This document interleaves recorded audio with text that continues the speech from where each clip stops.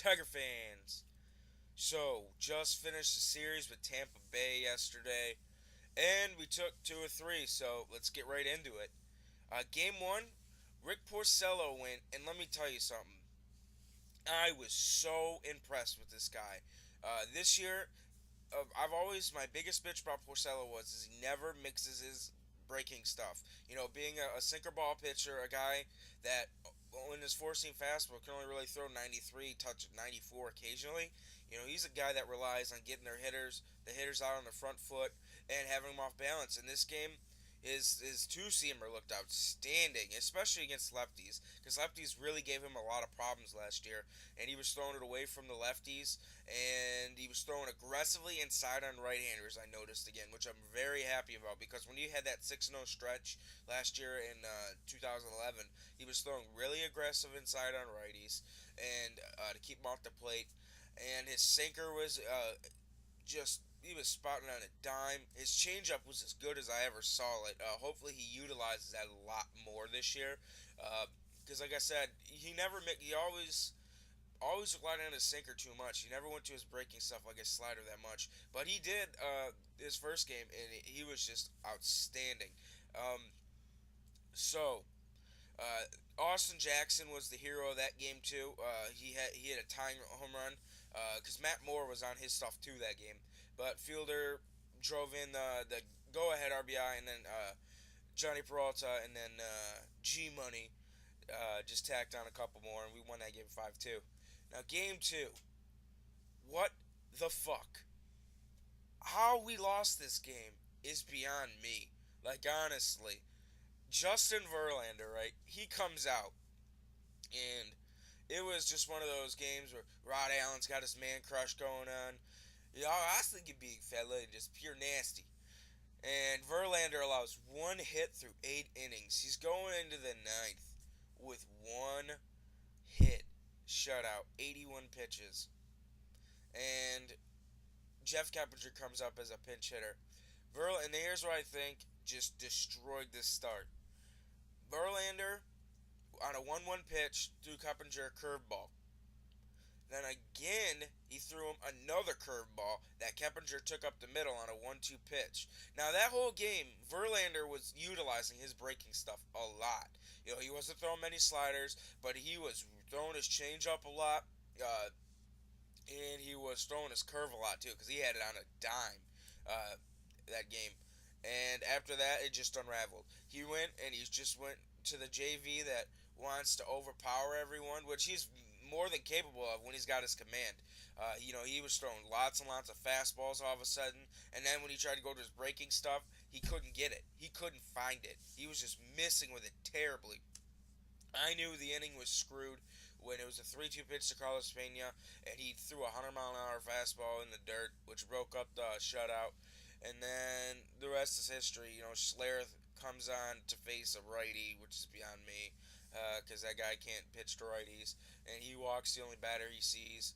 And then Jose Valverde comes on, whose command as of late has been very piss poor.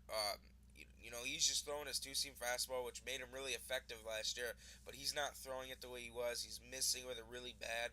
He's just whipping his four seamer to the plate, and it's like you don't even know where he's going with it. And his split has been gone for like almost a year and a half now. Um, but we'll get on him a little bit more in a second. But yeah, Valverde let in a couple runs after that. So Verlander went from having a one-hit shutout to getting tacked for 4 runs, and yeah, that I was just stunned watching. You got Verlander on the hill, and he's going in with 81 pitches. Now we're talking about a guy that uh, averaged 115 pitches last year per start. And you have these dumbass people. I was reading some of the stupidest comments that they should fire Leland.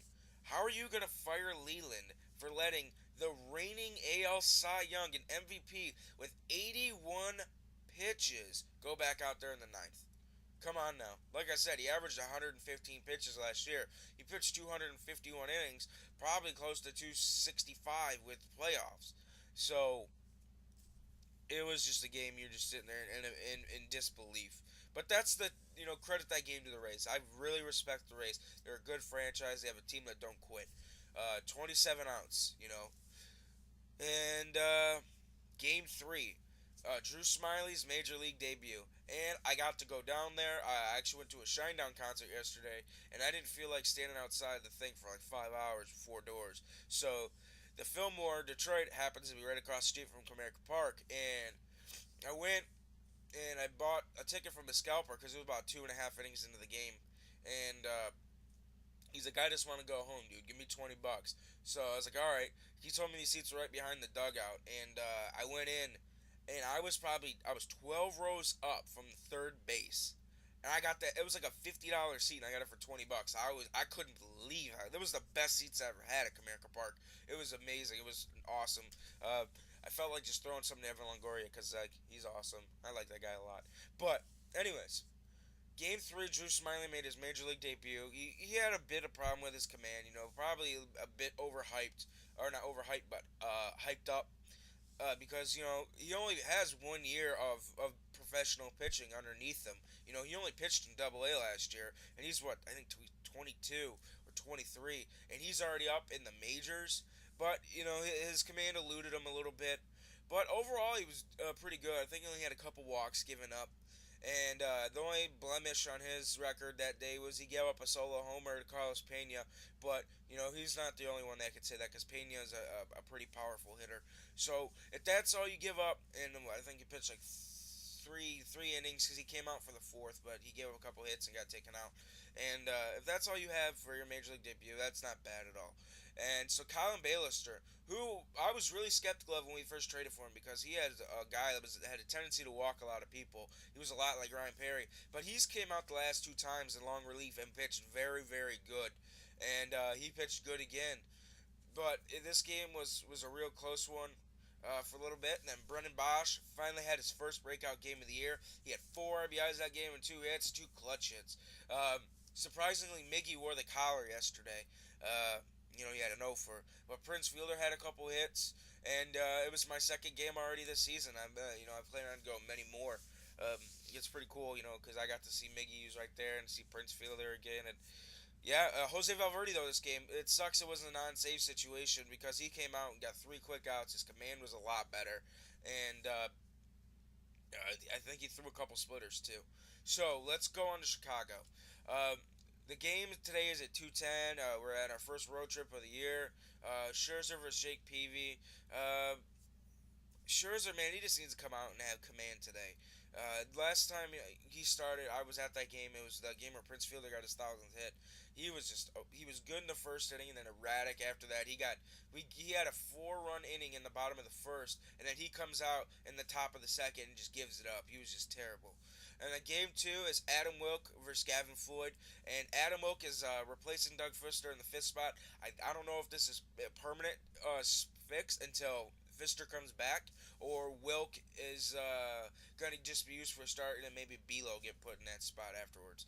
And then the third game is Rick Porcello, Rick Porcello versus I think his name's Chris Sale. Yeah, Chris Sale, and looking to just hopefully see Rick Porcello, just keep doing what he's doing. Like I said, I was really, really impressed by that guy, his last start. So, as always, please check out Detroit Sports 360. Look at my blogs. I got a new blog coming today. And good news is I'm officially a paid sports writer now. Yes, they bumped me up. They're like, we love your work. We don't want to lose you as a contributor. So they're going to start paying me now. And as always, check them out. So, that's it, guys. After the White Sox series, I'll be back on here as normal. Go Tigers.